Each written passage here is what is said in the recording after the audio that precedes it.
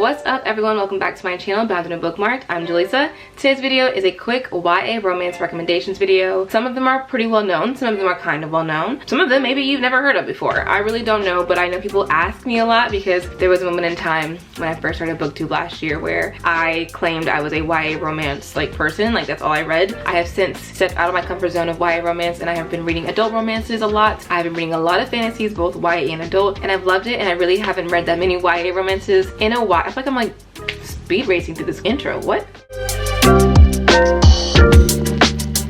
So welcome. Let's relax a little bit and take it from the top. I'm excited because these books have all put a huge, massive smile on my face, and I hope that when you guys, or if you guys read these books, it does the same thing for you. So let's get started. So the first book on this list is one that I adored. When I read it, I love this author. I think that her work is just so good, and that book is I Want to Be Where You Are by Christina Forrest. Now this book is very much a road trip romance. You have Chloe and Eli. They're both young teenagers. They are in high school. I believe they're juniors, and there's also a very, very cute dog in this book, and his name is Geezer. I mean, it doesn't get any cuter than that, honestly. So the story behind Chloe and Eli: Chloe wants to go to this conservatory, basically a dance school, and in order for her to go there for her last year of high school, she has to audition. Her mother is just like, no, you're not auditioning, because it's in a whole different state, and Chloe would have to go there by herself, and her mom is just not having it. So lo and behold, Chloe's mom and her stepfather go on a vacation, and their vacation happens to fall right around the same time as the audition. Chloe's sneaking out of the house to leave, and who sees her at her front door? Eli does. So he just hijacks her entire road trip, and the two of them travel to the audition together with his dog. I love that both Chloe and Eli have to stand their ground with their parents and, you know, tell them what their dreams are, and then they go after their dreams. So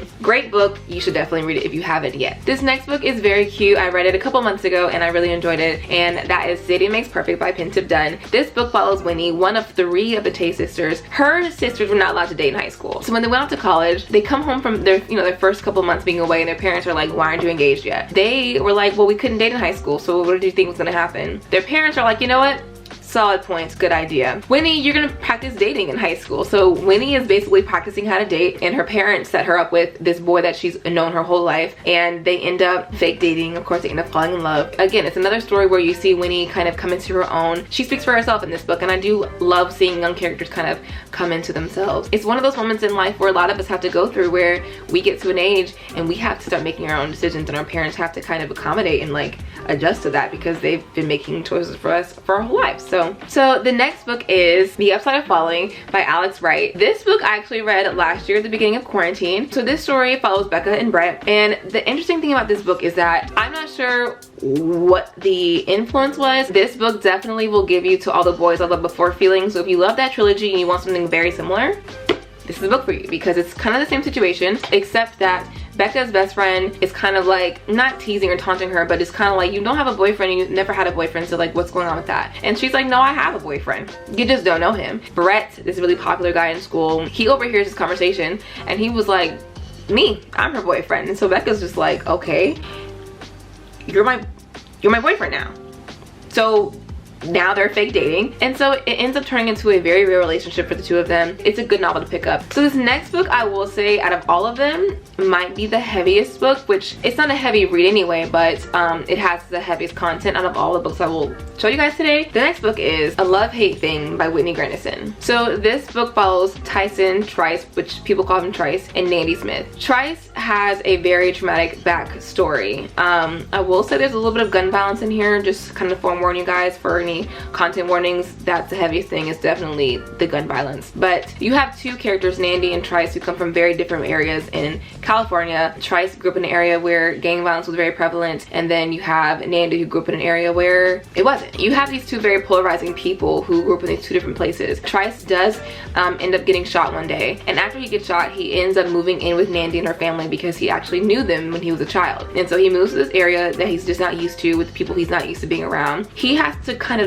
go through these different scenarios where people are looking at him, looking down at him, judging him based off of what he looks like and where he comes from.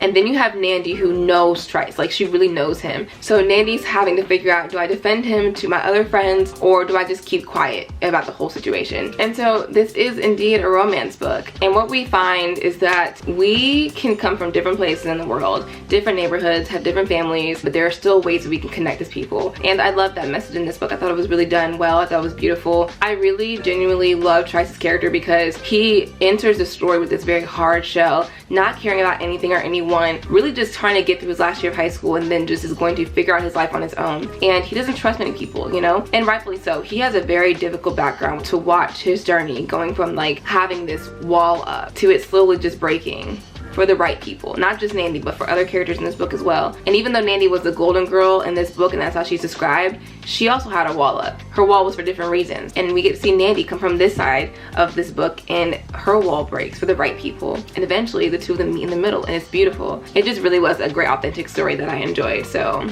you should definitely read this. Next on my list is a book that I adored. I read it in one day. I read it in one sitting actually. And that book is 4 Days of You and Me by Miranda Kennelly. Now listen, yes, I've discussed this book a few times because I really do adore it. I really think it's super cute. This book follows Alex and Lulu, two people who were enemies their freshman year of high school, who grew up in this kind of smallish town. So every year at the end of the school year, each grade level will take a school trip or whatever. And Alex and Lulu get stuck together, only the two of them in this escape room in the first, their first trip as freshmen. They end up actually having to work together to get out, but they share a moment in the escape room that kind of, sparks kind of fly a little bit. And from then on, we watch the two of them in their relationship being kind of an on and off thing for literally 4 years. And so every year, the trips get a little more extravagant. So I don't remember where they went every year, but I know one year they went to New York, and then the last year as seniors they went to London. It was fun, first of all, traveling with them. I had a great time. I love books where characters are traveling. I love seeing characters go to different countries. I think it's just so fascinating to me. Alex is this baseball player and he takes it very seriously, so do his parents. And then you have Lulu. She is like the green thumb girl. She just loves all things plants and taking care of the world, and I thought that was great too. We get to watch them grow up from freshmen to seniors in high school to making big choices like if they're gonna keep dating, where they're gonna go to college, if they're gonna go to college. Another story that I feel like was just very sweet. And then the last book is actually a current read of mine right now. I am about halfway done with this. So far I'm enjoying it, so I'm gonna add this into this little list here. I will keep you updated on Goodreads, of course, and on Instagram and Twitter about my final thoughts on this book. But this book is Small Town Hearts by Lily Vale. This book follows Babe. Yes, that's her real name actually. And Babe is 19, I believe, in this story. Babe did not go off to college after she graduated high school. She stayed in town and she works at a coffee shop. And so her and her two best friends spend all their time together, but unfortunately a kiss occurs between Babe and one of her friends. Basically it kind of ends the trio. And so then a new boy, aka Levi, comes to town just for the summertime, and he's an artist. He's going to the community college there to do some mentoring things. And while he's there, so Levi and Babe meet because Levi is renting out Babe's mom's house. No, Babe does not live with her mother. She lives in her own lighthouse, which is pretty cool. Levi and Babe spend a lot of time together. They're getting to know each other. So far in the book there's a lot of chemistry and it's really cute. I will say I'm not sure how this will come into play, but Babe's ex-girlfriend actually is in town for the summertime, so I'm not sure if there's going to be some kind of like conflict between the three of them. I have no idea. I haven't really seen her in this book that often, so we'll see. So far so good. I mean, it's cool. For those of you who don't know, I do love coffee, so there's definitely this rustic coffee feel to this book that I am enjoying a lot. I'm definitely enjoying the summertime vibes. Also, there's seafood in this book, and I love seafood. But yeah, so that's the last book on my list. I hope that you guys enjoyed this video, and if you end up reading any of these books that I recommended to you today, let me know. Let me know how you felt about them, if you've read them already or something. So I will see y'all in my next video. All right, bye.